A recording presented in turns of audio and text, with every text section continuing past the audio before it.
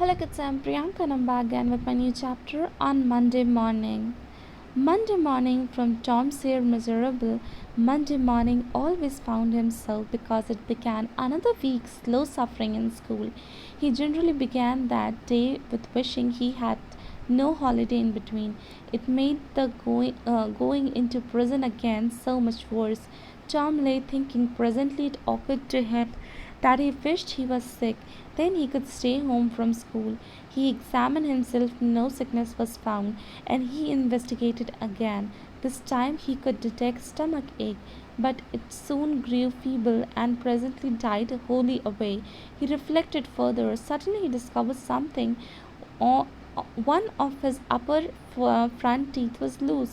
He was lucky. He was about to begin to groan and a stutter, and he called it when it occurred to him that if he came into the court with an argument, his aunt would pull it out, and that wouldn't hurt.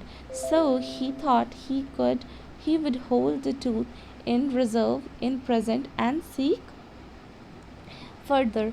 Nothing offered for some little time, and then he remembered hearing the doctors tell about certain things that laid up a patient for 2 or 3 weeks and threatened to make his lose a finger. So the boy eagerly drew his toe from the undersheet and held it up for inspection. But now he did not know the necessary symptoms. So, however, it seemed well worthwhile to chance it. So he fell, groaning with considerable spirit. But she slept on unconscious. Tom groaned louder and fancied that he began to feel pain in that toe. No result from said.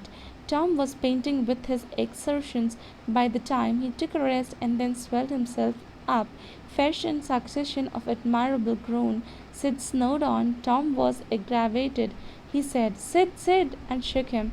This course worked well, and Tom began to groan again. Sid yawned, retched, and then thought, brought himself on the elbow with a snort, and began to stare at Tom. Tom went on groaning. Sid said, "Tom, say Tom. Hey, hurry here, Tom. What is the matter, Tom?" And he shook him again, looked in his face, and actually, Tom moaned out, "Oh, don't, Sid, don't shake me. What's the matter, Tom? I must call Auntie." "No, never mind. It will be over by me. Maybe. Don't call anybody." "But I must. Don't groan so, Tom. It's awful. How long you will be in this way? Hours. Ouch. Oh, don't stare so. Said you will kill me. Tom, why didn't you wake me sooner?" "Oh, Tom, don't. It makes my flesh crawl to hear you. What is the matter?" "I forgive you for everything," said, "everything you have ever done to me. When I'm gone. Oh, Tom, you aren't dying, are you?" "Don't, Tom. Oh, don't, Tom. Maybe?" "I forgive everybody," said.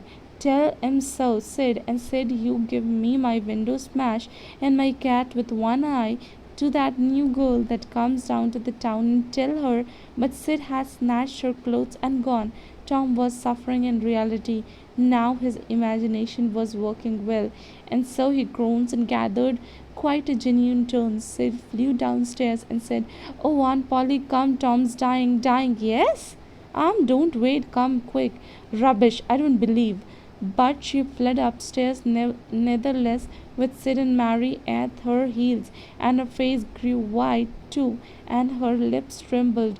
When she reached the bedside, she said, "You, Tom, you, what's the matter with you?" "Oh, Aunt, I am. What's the matter with you? What is the matter with you, child?" "Oh, Aunt, my sore toe die." The old lady sank down in the chair and laughed a little, then cried a little. They did both together. This made her feel better, and she said, "Tom, what a turn you did give me. Now you shut up the nonsense and climb out of this." The groan stopped and the pain vanished from the toe. The boy felt a little foolish, and he said, "Aunt Polly, it seemed dying and it hurts, so I never minded my tooth at all." "Your tooth indeed. What's the matter with your tooth?" "One of my tooth is loose. It aches painfully, perfectly awful." There's now, don't begin that groaning again." Open your mouth. Well, your tooth is loose, but you are not going to die for that. Mary, get a silk thread and a chunk of fire out of the kitchen. Tom said, "Oh, please, Auntie, don't pull it out. I don't hurt it. Don't hurt anymore. I wish I may never stir it if it does. Please don't, Auntie. I don't want to stay home for school." "Oh, you don't you? So all this row was because you thought you would get to stay home for school and go fishing? Tom, I love you so. You seem to try every way you can break my old heart with with your mischief."